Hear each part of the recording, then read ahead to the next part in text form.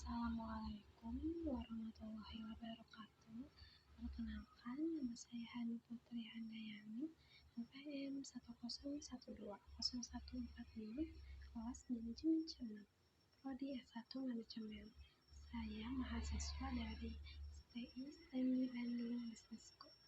Di sini saya akan mengerjakan tugas UAS dari mata kuliah perilaku konsumen.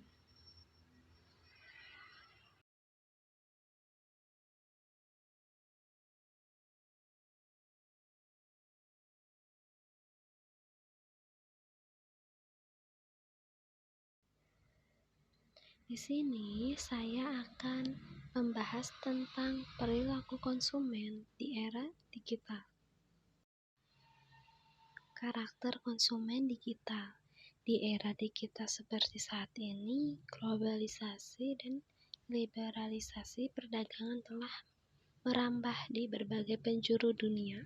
Hal tersebut berdampak pada perkembangan perekonomian dan dunia bisnis di seluruh penjuru dunia. Majunya teknologi informasi seakan-akan tidak memiliki batas antar negara, sehingga terjadi saling ketergantungan dan keterpengaruhan antar negara. Hal tersebut menimbulkan adanya persaingan yang ketat dan dalam memperoleh pangsa pasar atau market share, dan menjadikan pemanfaatan teknologi secara maksimal menjadi hal yang wajib sehingga usaha yang dijalankan dapat berjalan sesuai dengan harapan. Dalam perkembangan teknologi di era digital ini, secara nyata dapat mengubah perilaku konsumen. Konsumen semakin aktif dan cerdas dalam memilih produk dan layanan digital sesuai dengan keinginan mereka, seiring dengan semakin kompleksnya kebutuhan mereka. Perkembangan teknologi digital yang terjadi saat ini memicu penduduk di seluruh penjuru dunia tanpa mengenal usia untuk bisa terhubung satu dengan lainnya. Hal tersebut menciptakan generasi baru dengan sebutan screenager. Screenager adalah kelompok masyarakat yang memiliki beragam perangkat digital dan tidak pernah puas terhadap layanan digital tertentu. Selain itu, beberapa hal lain menunjukkan bahwa konsumen bersedia untuk membagikan data pribadinya kepada pihak lain secara online. Hal tersebut dapat dikatakan krusial dalam mengembangkan industri digital.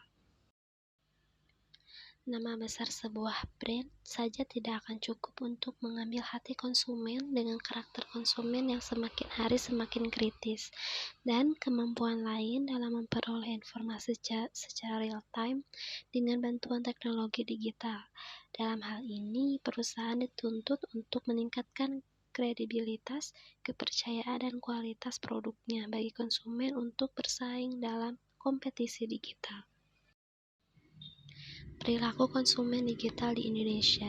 Konsumen memiliki karakter yang aktif dan berproses.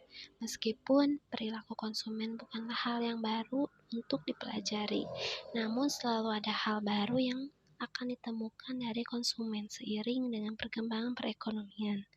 Telah terindikasi bahwa perilaku konsumen Indonesia banyak didominasi oleh usia muda dalam mengakses internet. Adanya perangkat digital, terutama telepon pintar, inilah yang mendorong masyarakat untuk mengakses internet serta bersamaan melakukan mobilitas. Bahkan konsumen Indonesia mengakses internet sejak bangun tidur hingga kembali tidur. Saat ini konsumen di Indonesia memang banyak didominasi oleh konsumen yang berusia muda dan melek internet. Muda dalam artian masyarakat generasi Y dan Z. Hal ini mengakibatkan adanya perubahan pola masyarakat dalam berbelanja yang semakin bergeser ke arah online shopping. Dampaknya semakin banyak para penjual yang beralih melakukan penjualan secara online. Selain itu, seiring dengan pertumbuhan industri e-commerce di Indonesia yang semakin meningkat mengakibatkan meningkatnya jumlah konsumen yang berbelanja secara online. Pertumbuhan konsumen online di Indonesia juga didukung oleh pendapatan pasar e-commerce yang juga semakin meningkat, hingga mencapai angka $9,1 Amerika Serikat pada tahun 2018. Faktor yang mempengaruhi konsumen di era digital. Beberapa faktor yang secara parsial berpengaruh terhadap keputusan pembelian di era digital adalah sebagai berikut. Yang pertama, harga. Harga menentukan jual yang sesuai dengan kualitas, dapat bersaing sesuai dengan harga pasar akan dengan mudah diterima oleh konsumen. Hal tersebut dikarenakan dalam era digital, konsumen cenderung lebih banyak mencari informasi terlebih dahulu mengenai harga hingga membandingkan harga dari tempat satu ke tempat lain. Yang kedua, iklan. Pembuatan iklan juga harus diperhatikan untuk dapat menarik hati konsumen antara lain dengan menampilkan gambar yang menarik perhatian dari segi warna, tulisan yang mudah dimengerti, serta relevan dan realistis terhadap produk, maka akan lebih mudah dicerna oleh konsumen. Karena jika tidak demikian, konsumen akan kecewa. Mereka enggan untuk melakukan pembelian berulang, bahkan mereka dapat melakukan kritik atau memberikan rating yang buruk dan dapat menghancurkan citra atau reputasi penjual. Yang terakhir, gaya hidup.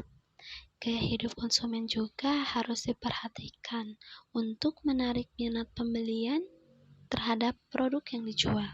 Gaya hidup ini dapat dipengaruhi oleh beberapa faktor antara lain keluarga, lingkungan, pendidikan, dan pekerjaan konsumen.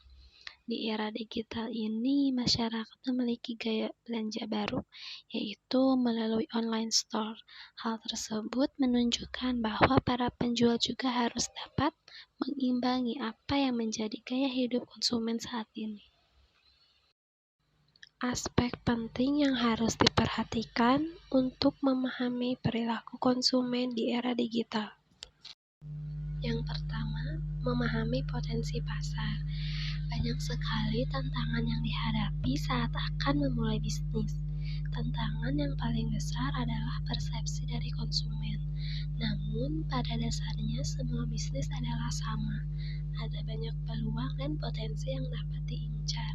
Potensi tercipta berkat pertumbuhan pengguna perangkat digital, media sosial, dan bisnis secara online, mengingat Indonesia adalah salah satu basis pengguna media sosial terbesar di dunia. Setidaknya, penjual memiliki foto atau video yang relevan dan realistis mengenai produk yang dijual sehingga dapat menciptakan persepsi yang positif, serta mendapat kepercayaan dari konsumen dan masyarakat.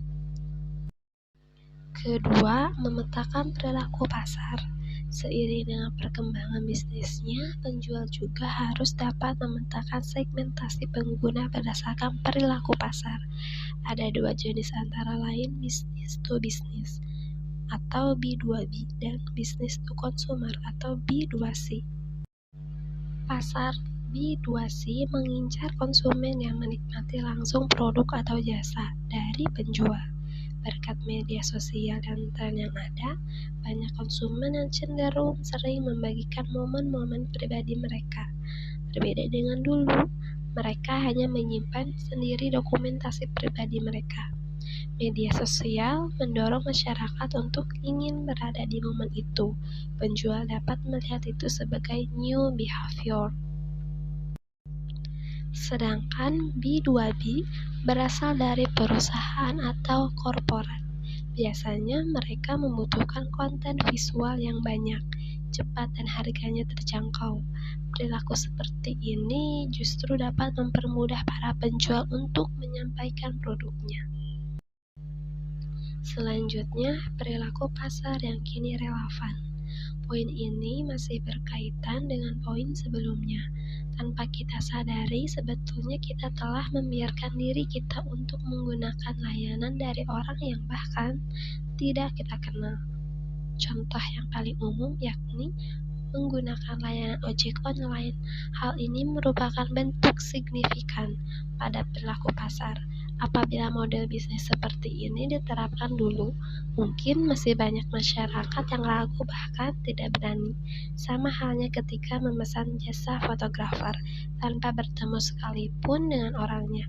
Untuk bisa menarik konsumen, penjual dituntut untuk menciptakan kepercayaan dari konsumen.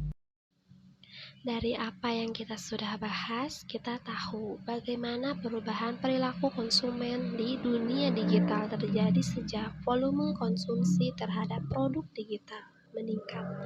Harga perangkat digital yang relatif terjangkau serta akses internet yang semakin luas telah berkontribusi besar terhadap perilaku konsumen di dunia digital. Dengan memahami perkembangan era digital seperti saat ini, akan memberikan kesempatan dan peluang bagi penjual atau pelaku bisnis untuk mengetahui kebutuhan dan sifat konsumen di dunia digital. Untuk para penjual atau pelaku bisnis juga dituntut untuk bisa lebih mengikuti perkembangan konsumen di digital serta harus lebih kreatif dan inovatif dalam mengembangkan produk atau layanan yang disediakan sehingga dapat membangun kepercayaan dari konsumen dan masyarakat serta dapat bersaing di pasar digital. Sekian penjelasan dari saya. Mohon maaf bila ada kata-kata yang kurang tepat. Saya pamit dan terima kasih. Wassalamualaikum warahmatullahi wabarakatuh.